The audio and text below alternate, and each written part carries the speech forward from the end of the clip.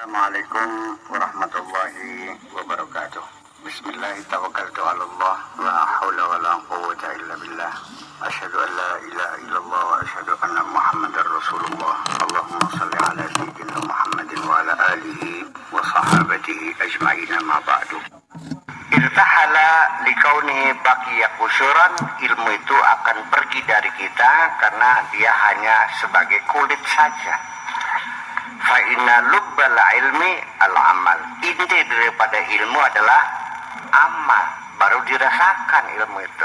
Kalau tidak pernah diamalkan, ya kita tidak pernah merasakannya. Ya, kemanfaatannya, efektivitasnya, kegunaannya, keuntungannya dari ilmu yang kita peroleh, ya nggak ada. La tasihhu mutaba'atuka lirrasuli sallallahu alaihi wasallam hatta ta'mala bimaqal. Tidak sah ya keikutsertaanmu bersama Rasul. Ngintil-ngintil siaran Kanjeng Nabi nggak ada artinya kecuali kamu sudah bisa melaksanakan apa yang beliau katakan. Maka Kanjeng Nabi kita mah beli apa Allah ngalorong itu ya Allah beli apa. Iya, tidak ada tuntutan. Kali kita mah ngantel serok beliau wis. Iya. Kapiasem temen. Iya, ketersing enak sira dewek. Idza amilta bima amaraka bihi, apabila engkau mengamalkan apa yang beliau perintahkan kepadamu, istaqbala qalbuka wa sirruka, maka hatimu dan sirmu akan menghadap. Wa dakhalahuma ala rabbihima azza wa jalla, ya, dan akan masuk ke dalam hati kita dan sir kita, ya, ketuhanan, ya, kebesaran Allah subhanahu wa ta'ala itu. Ilmuka yunadika, ilmumu selalu memanggilmu, walakinnaka la tasma'uhu, tapi engkau tidak mendengarnya, beri kurungu. Li'annahu la qalbalaka. Karena apa? Ya karena ya nggak ada hatinya. Isma'hu bi'udhuni qalbika wa sirrika. Oleh karena itu dengarlah panggilan ilmu itu dengan hatimu dan dengan sirmu. Sir ini palung hati yang paling dalam, namanya sir. Di mana letaknya? Ya di situ. Wa aqbil qawlahu fa innaka tantafi'u, dan terimalah pendapatnya, kata-katanya, maka engkau akan bisa memanfaatkannya. Al-ilmu bil amali, ilmu yang diamalkan, yuqarribuka ilal alimil munazzili lil ilmi, akan mendekatkan dirimu kepada yang maha berilmu, yang menurunkan ilmu itu kepadamu, yaitu Allah subhanahu wa ta'ala. Bahwa mengamalkan ilmu yang sudah kau ketahui akan mendekatkan dirimu kepada Tuhanmu yang punya ilmu tadi. Yang punya ilmu adalah Allah, dan ilmu itu satu, ya. Mazhab cadang pinggan itu tidak meyakini ada ilmu agama, ilmu umum, ilmu nggak ada. Ya ilmu, ya ilmu. Ilmunya Allah semuanya. Ya tergantung untuk apa ilmu itu. Kalau untuk mencari dunia, ya namanya ilmu dunia. Kalau untuk mencari akhirat, ya ilmu akhirat. Itu aja kok. Dr. Idris itu di Jatibarang tuh, kalau pasnya orang miskin itu nggak diminta bayaran. Pinten dok, dah, makasih dah buat ongkos pulang aja nih obatnya. Ya Allah, dokter, kalau pasiennya miskin digratisin. Ilmu apa namanya? Dunia tak akhirat. Ada mubalik dipanggil, tarifnya 15 juta. Ilmu dunia sama akhirat.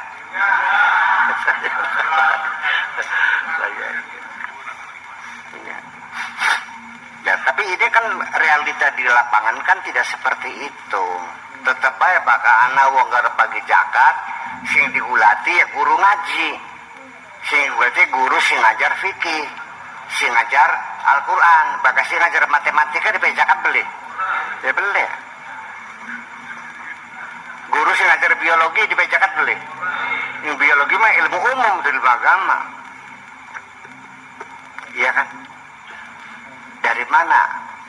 Jangan-jangan Imam Ghazali ini orang yang pertama kali membagi ilmu agama itu, karena kitabnya Ihya Ulumuddin. Ilmu agama. Imam Ghazali itu dosanya tuh. Jangan ketawa, Imam Ghazali manusia berdosa juga kok, sama aja.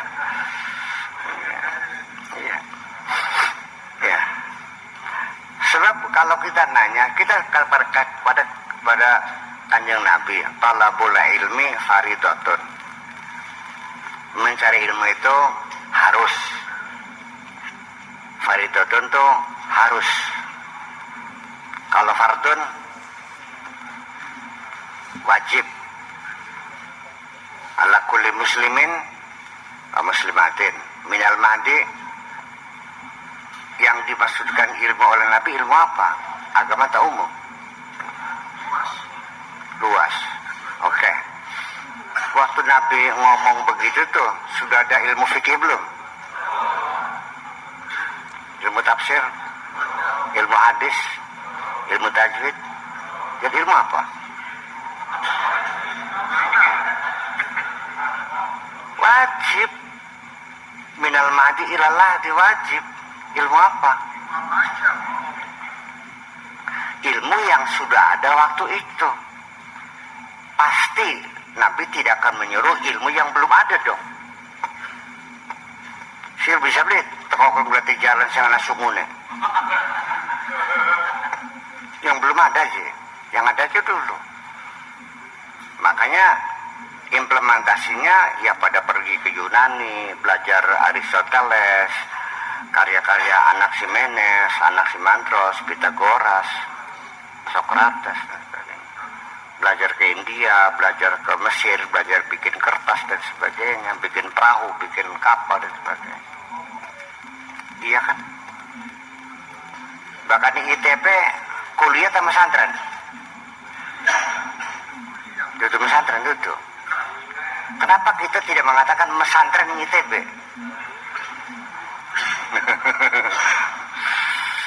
Hari santri itu hari siswa bukan? Ini persoalannya.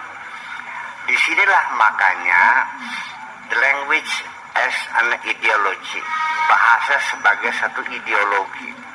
Bagaimanapun juga bahasa itu memberi warna ideologi bangsa itu. Bahwa diskriminasi laki perempuan, perjuangan gender, kesetaraan laki perempuan, nonsen. Orang Indonesia dari dulu tidak pernah membedakan laki dan perempuan. Lihat bahasanya. Kamu, laki atau perempuan? Anta, laki atau perempuan? Anti. Kalau kamu, huwa, laki atau perempuan? Hiya, dia, laki atau perempuan? Tidak membedakan. Itu artinya kita tidak pernah membedakan laki perempuan. Ini kan satu ideologi yang tidak bisa dibantah. Ya kan? Itu aja kok masalahnya. Makanya itu, jadi ilmu itu ya apa saja, ya ilmu ya perlu diamalkan. Ya tergantung kepada bentuk ilmunya kan gitu. Kalau saya mah ilmu sihir saya pelajari, bukan untuk ngira orang kan gitu. Tapi pasti ada manfaatnya. Untuk apa? Minimal kalau ada yang ngerjain kan gitu, bisa mengantisipasi itu aja. Iya. Ilmu persuasi penting dalam bidang pendidikan, bisa dalam untuk membangun, untuk menggerakkan masyarakat, propaganda ya bisa. Iya, untuk kebaikan-kebaikan. Tapi brainwashing ya enggak dong. Bagaimanapun juga itu tetap digunakan untuk hal yang negatif. Orang yang mau ngebom masjid tuh siap mati, meninggalkan anak istrinya jadi janda, anaknya jadi yatim, siap mati. Itu bukan sekedar pelajaran akidah, itu brainwashing, itu di otaknya dicuci itu semua. Ditata ulang otaknya. Ilmuka yunadika walakinaka la tasma'uhu li'annahu la qalba laka isma'hu bi'udhuni qalbika wasrika wa aqbil qawlahu fainaka tantafi'u bih. Al-ilmu bil amal yuqarribuka ilal alimul munazzil ilal ilmi. Idza amilta bihadzal hukm alladhi huwa al-ilm al-awwal, apabila engkau melakukan dengan ketentuan ini, yang itu merupakan ilmu yang pertama.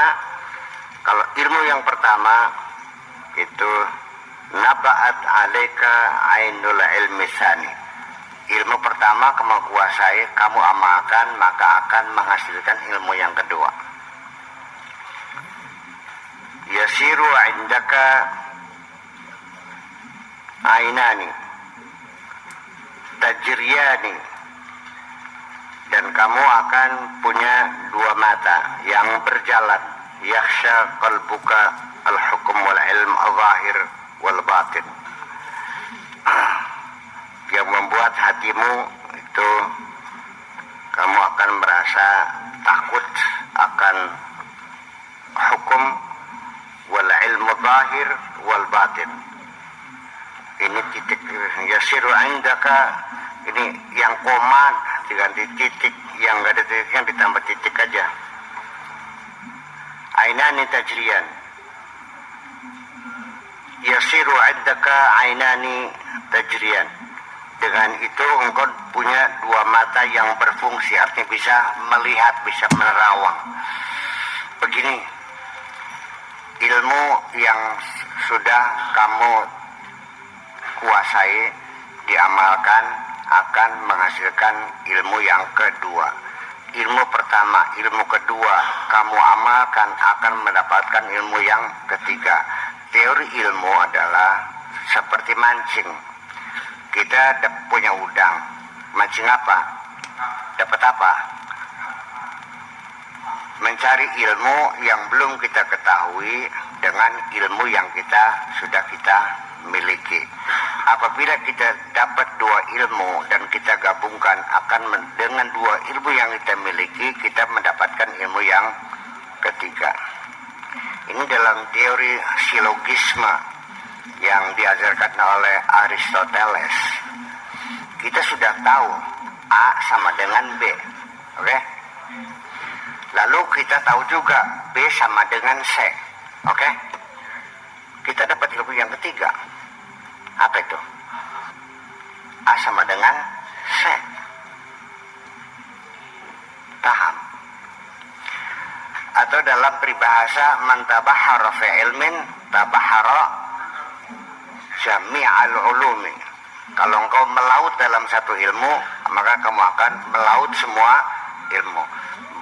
Menguasai satu ilmu akan merambat, menjalar kepada ilmu yang lain. Walau bagaimanapun, ya minimal ginilah. Kalau ilmunya sosial, katakan ilmu sosiologi. Bagaimanapun ketika Anda profesor di bidang sosiologi, pasti kamu sejarahnya tahu. Pasti juga akan nyabet ke antropologi. Ya kan begitu? Pasti juga sedikit banyak Anda akan menguasai arkeologi. Paling tidak nanti kamu belajar tentang topologi. Ya kan? Terus menjalar. Paham bikin ke? Ekonomi. Iya. Ngerambat. politiknya, manajemennya, dan terus seperti itu. Iya. Makanya ada saya sendiri juga sebetulnya nggak punya spesialisasi ya. Apa sih? Ya, gaduh-gaduh aja lah. Sing rame asa dikit ya, secuil kan gitu aja rame. Kalau permen namanya permen. Nah, rasanya macam-macam gitu. Iya. Itu aja. Akan seperti itu, bahwa naba'at 'alaika 'ainul ilmi tsani yasiru 'indaka 'ainani tajriyani yakhsha qalbuka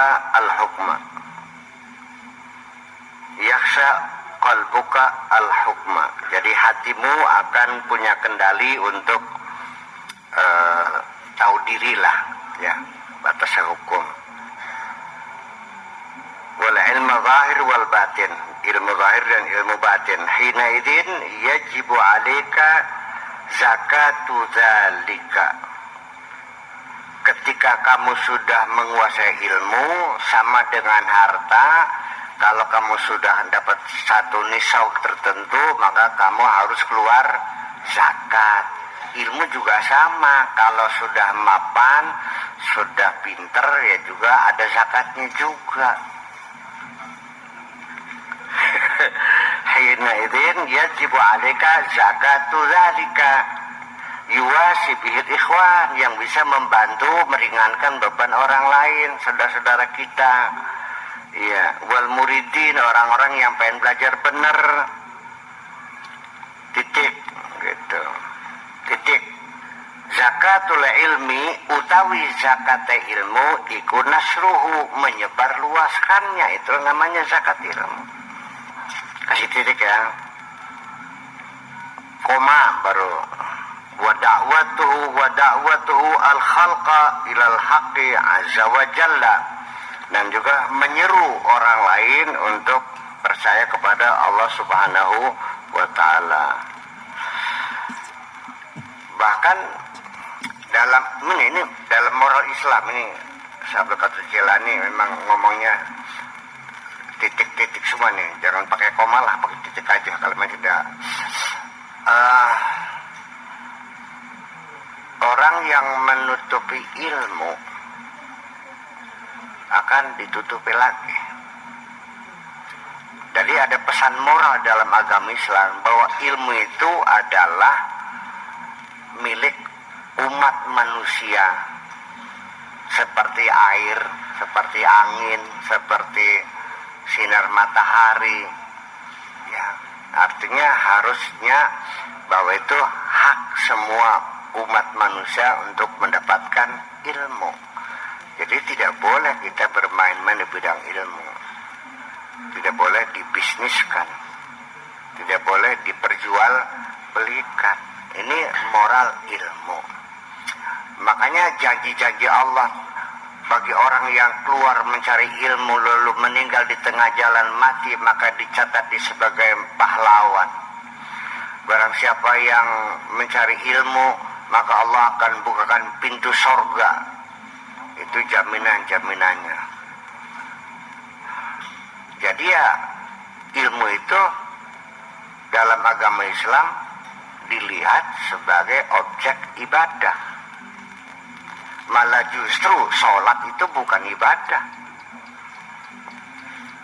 Sholat mah namanya seremoni, namanya inna sholati wa nusuki, sholatku dan ibadahku, berarti lain kan? Ya, artinya ibadah itu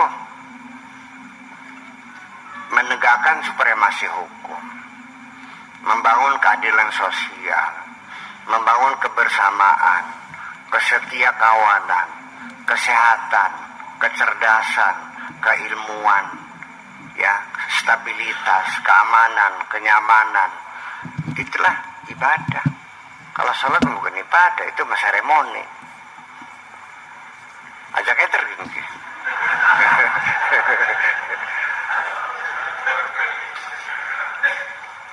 umat Islam pada generasi awal mereka mencari ilmu itu adalah dalam rangka beribadah kepada Allah, karena Allah menyuruh kita untuk mempelajari kalimat-kalimat Allah.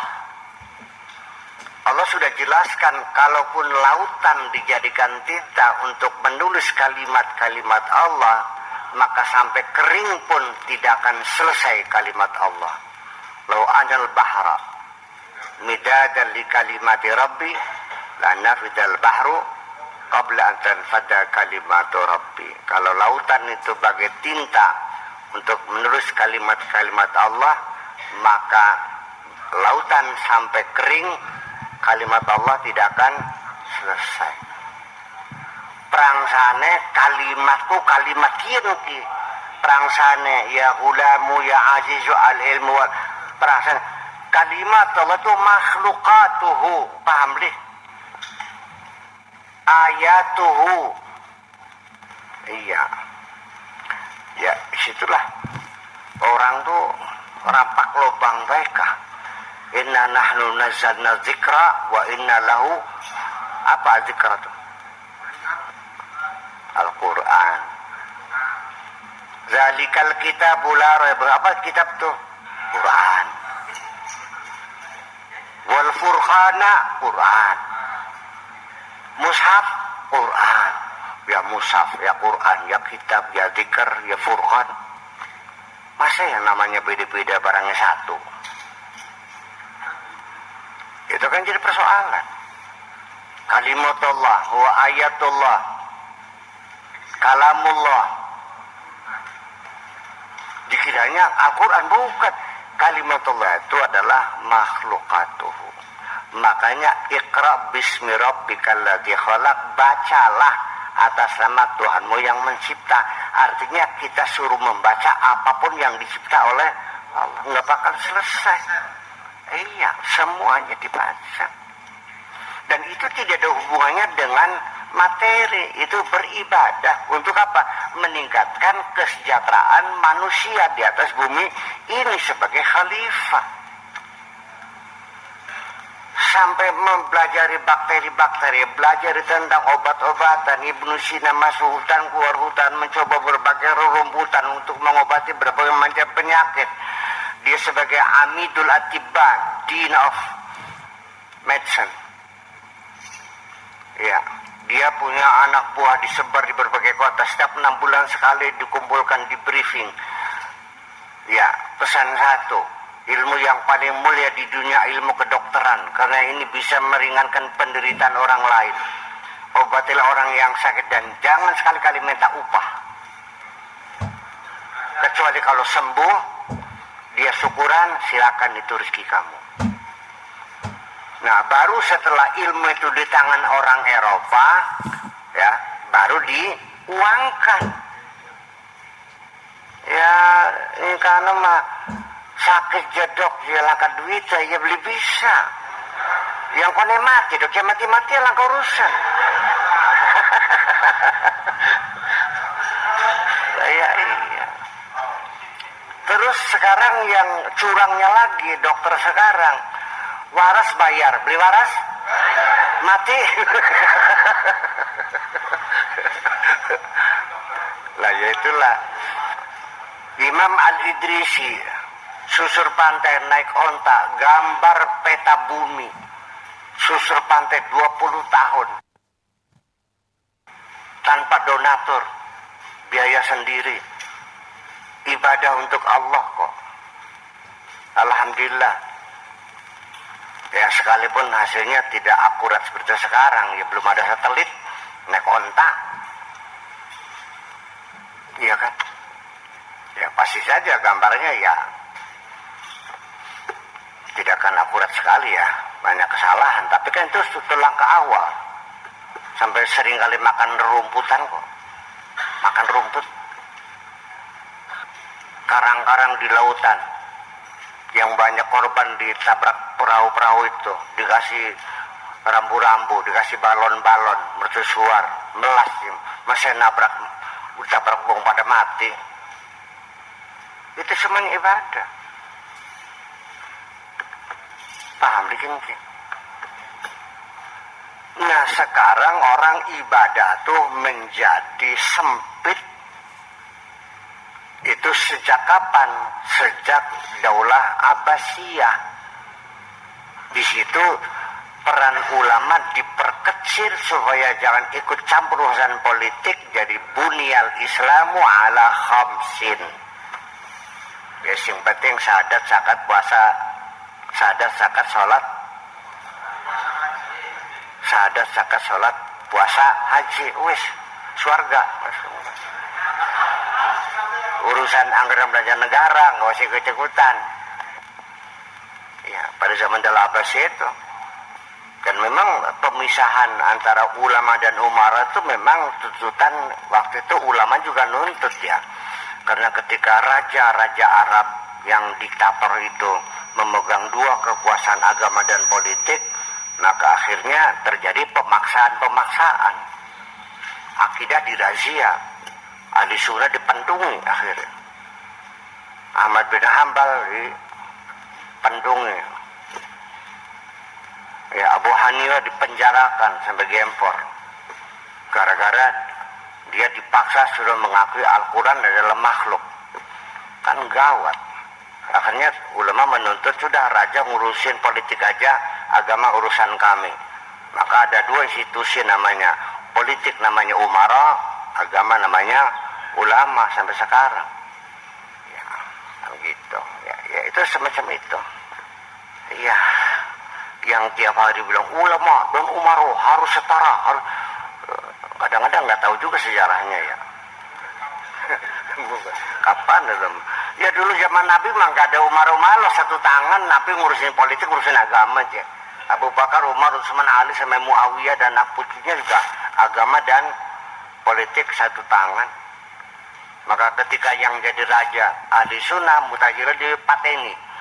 Yang jadi raja Mu'tazilah ahli sunnah pateni. Sehingga di presiden Syiah ahli sunnah pateni. Sampai sekarang paten-patenan. Itu perang sana bener sono. Saya nggak yakin membunuh orang masuk surga tuh. Ya mateni wong lakat dosane aja. Bom ning pasar mati terus ngatus. Terus masuk surga gitu. Yang saya yakin yang bakal masuk surga yang menghidupi manusia dong. Iya. Masa nggak bawa masjid mancing surga? Iya sih mancing sih nggak masjid. Si ngurip-ngurip masjid kayak papret gitu, DDKM gitu. Ya iya, terus ngurusak masjid. Beriben mana? Salah paham nggak? Man sabara ya ulamu man sabara qadara. Bersabar, nanti kamu akan dikasih kemampuan oleh Allah. Bertahan aja dulu, sabar. Kalau di belakang mobil apa? Alon-alon asal biar sabar, biar lambat asal ya. Itu juga salah satu buktinya bahwa ya sabar gitu. Sabar itu artinya gimana? Apa? Tahan uji, ya. Bertahan, tidak tergesa-gesa, berpikiran panjang, optimis. Itu unsur-unsur yang ada dalam kesabaran. Ya. Ana bocah cules males, ngomong turu bae.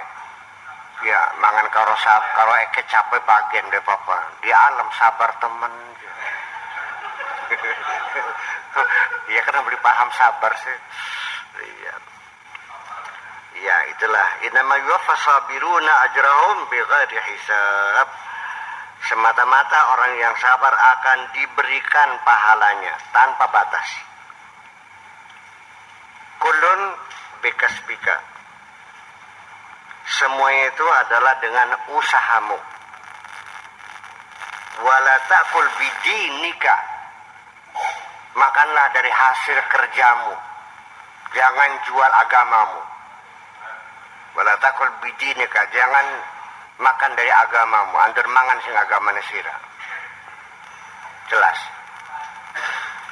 Ya, tapi kan ketika saya menghimbau teman-teman bakal diundang ceramah pun aja pasang tarif maning ka usah kerima kata bae. Wah nuruti puya maya pendileng limpak. Kanan ربنا أوزعنا أن نشكر نعمتك التي أنعمت علينا وعلى والدينا وأن نعمل صالحا ترضاه وادخلنا برحمتك في عبادك الصالحين. ربنا آتنا في الدنيا حسنة وفي الآخرة حسنة وقنا عذاب النار. وصلى الله على سيدنا محمد وعلى آله وصحابته أجمعين. سبحان ربك رب العزة عما يصفون وسلام على المرسلين والحمد لله رب العالمين. السلام عليكم ورحمة الله